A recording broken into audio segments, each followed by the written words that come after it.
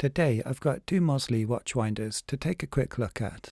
They stand out with their bold colours and look great, but how well do they work? Can you damage your watch? And do you need one for your automatic watch?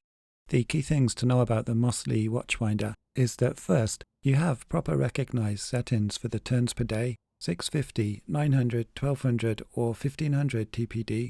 Cheaper watch winders often don't tell you this, or instead they give you cryptic clues. The 4-speed settings, together with the 3 directional settings of either clockwise, anti-clockwise or bidirectional, should cover most watches, giving you some extra value. Next, there's no way I can imagine that you could get your watch damaged in here. There's nothing at the back down here that could move or catch on your watch buckle, and the rear-facing surface is felt-lined. It's a safe plastic bucket type of recess for the watch to sit inside of, and the window at the front I believe is acrylic, so even if you were really careless and didn't push your watch deep enough into the recess and it made contact with the window, it would be really difficult for this soft acrylic to cause any damage to a sapphire or mineral watch crystal. It comes with 2 pillows to accommodate larger or smaller watches. The general consensus on watch forums is that it's healthier for your watch movement to power down occasionally.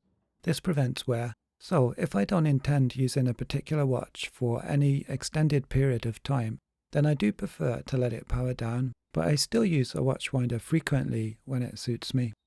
If you have a watch with multiple complications to set, or with a particularly low power reserve, then of course a watch winder is even more beneficial. I've heard some people say that very cheap watch winders could magnetize a watch, so I avoided those obvious white label offerings.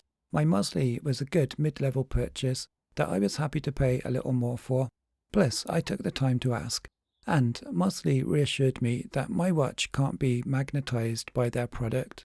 They describe it as an anti-magnetization design. In operation, it's the most quiet watch winder that I've purchased. In fact, mine lives next to where I sleep, but I don't hear it unless I'm very close and deliberately paying attention. It uses a Japanese Mabushi motor. They're the world's largest manufacturer by volume of small electric motors, so says the internet.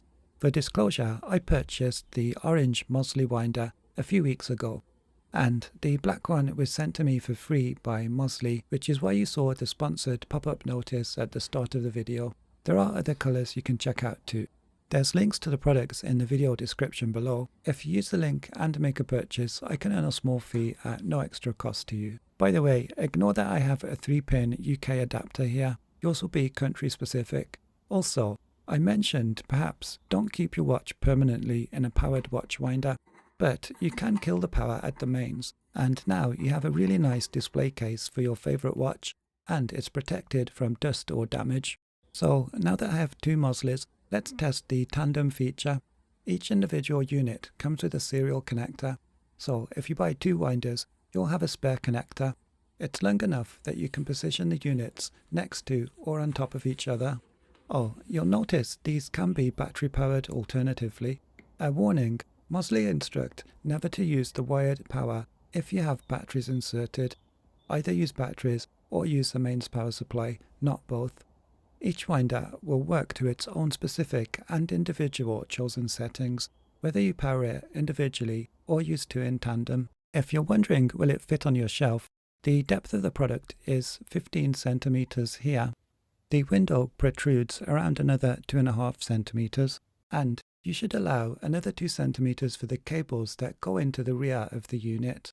All cables have this 90-degree angle, which shows they thought of everything to give you a good experience. I've got no negatives to convey, but I'd love it if the window opened like a porthole with a big external hinge at the bottom or side. That would just be a little faster than unscrewing the case.